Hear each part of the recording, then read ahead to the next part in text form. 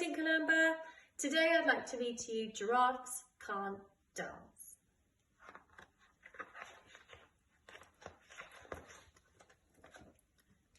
Gerald was a tall giraffe whose neck was long and slim, but his knees were awfully bandy and his legs were rather thin.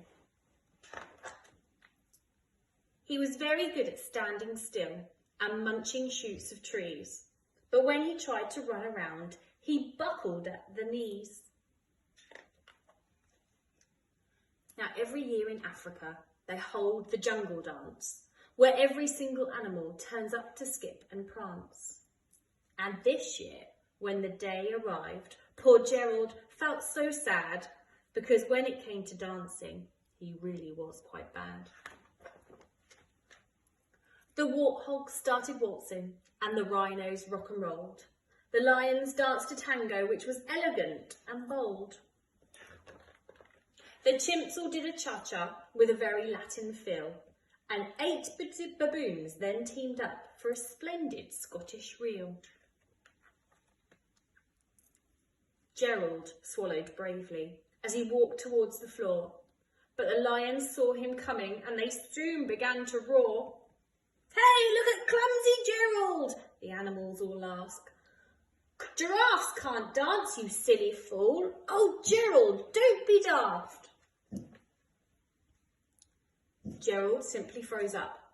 He was rooted to the spot. "They're right," he thought. "I'm useless. Oh, I feel like such a clot." So he kept off from the dance floor and he started walking home. He'd never felt so sad before, so sad and so alone. Then he found a little clearing and he looked up at the sky. "The moon can be so beautiful," he whispered with a sigh. "Excuse me," coughed a cricket who'd seen Gerald earlier on, "but sometimes when you're different, you just need a different song. Listen to the swaying grass and listen to the trees.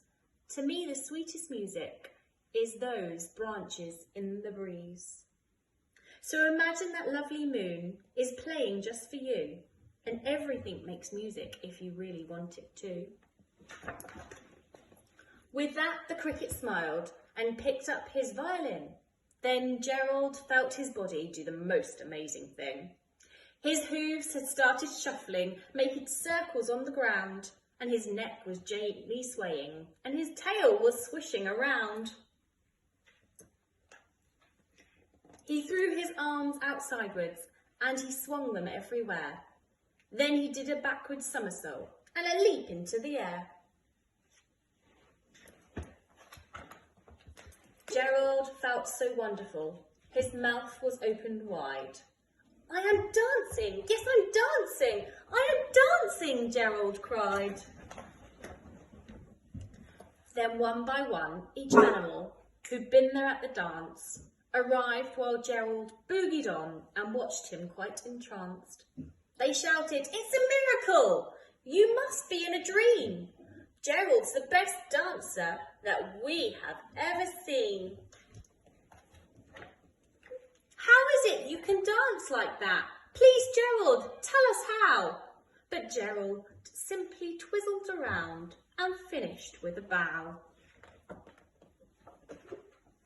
Then he raised his head and he looked up at the moon and stars above.